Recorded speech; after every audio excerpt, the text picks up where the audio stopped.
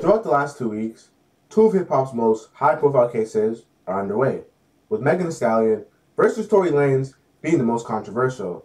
Now, after a week of trial, we've learned many things that will support Tory Lanez's defense and dismantle Megan's claims of Tory being the shooter, with the aiding of Megan's ex-best friend Kelsey allegedly lying on her to save Tory, and pleading the Fifth Amendment, which granted her immunity when she got asked if she saw Tory shoot Megan. And if it couldn't get even worse for Megan, her star witness, her bodyguard, disappeared just 72 hours before testifying. In order for Tory to beat this case, he needs to provide enough reasonable doubt, which his team is doing an amazing job. Throughout this case, Megan's story has simply been falling apart and is inconsistent. One story is Tory gets out of the car and shoots her, and the next story is my back was turned and I wasn't paying attention. Just too many discrepancies. A quick summary of everything that led up to this event was Megan Thee Stallion got kicked out of Kylie Jenner's pool party in the Hollywood Hills for being crazily drunk, and while at the party, she felt bothered that Tory Lanez was flirting with Kylie Jenner. So Kylie Jenner kicked them all out, and on the ride home, Tory and Megan got into an argument about their rap careers. Here's file number one. The insinuation that a conversation about stature in the rap game caused Tory to shoot Megan is BS. It's such a weak reason or motive, what the prosecution would call it, and for her story to be so short and simple is unbelievable, and she's leaving out information.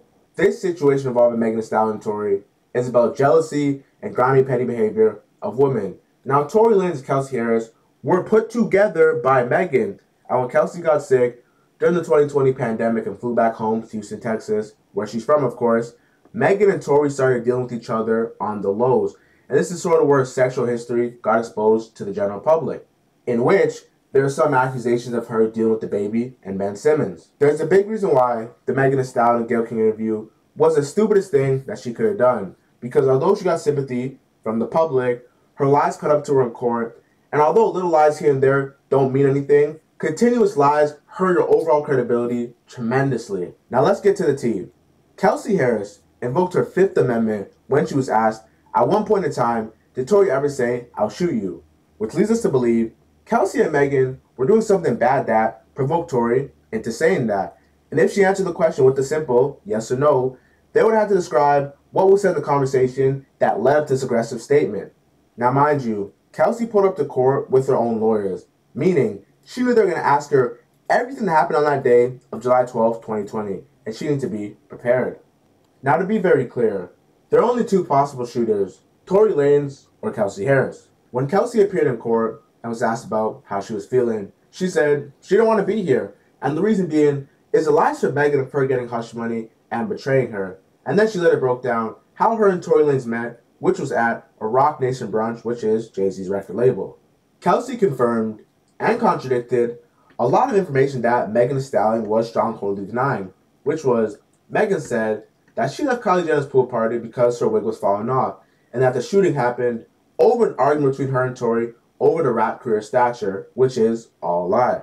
Megan left Tory as he was flirting with Kylie and came back to pick her slippers up and came out with Tory, saying that they all got kicked out. So really, she left her slippers on purpose to go back and get Tory Lanez because she was jealous of the shared attention that Tory was getting. Now, positive GSR, gunshot residue, was found on Tory Lanez and Kelsey Harris. Now, they called in a DNA expert, and they found 4 DNA profiles on the gun, none believed to be Tory. Now, you may say to yourself, how is this possible if he shot her 5 times? And this is a question we all are wondering. Now, if a person were to shoot another individual 5 times at such a close range, an overwhelming amount of DNA should have been on the gun. However, that's not the case. Another interesting factor that exposed the faultiness of the prosecution is the crime labs never had Kelsey's DNA. And for her and Tory to both have gunshot residue on them, why is it that they only have one person's DNA collected? Seems a bit strange, huh? There was an interview of Kelsey Harris and the prosecution where she admitted that Tory Lanez shot Megan earlier this year. But when she got on the stand and testified, she set the record crystal clear that she was coerced by the prosecution to lie on Tory. And sometime throughout the last 2 years, she was living in an Airbnb that Megan Thee Stallion was paying for, which is something that was a bit odd. Now, since Megan is paying for it and she's the victim, nobody bats an eye. But if it were Tory Lanez, the alleged suspect, paying for an Airbnb, they would be considering it bribery. Another thing someone was downplayed was her getting a shot in the foot. I know we all heard Tory Lanez's song about how you get shot in the foot and don't break no tendons or bones, and we all thought, wow, that's very true. Dismantle that. DNA experts came, doctors came.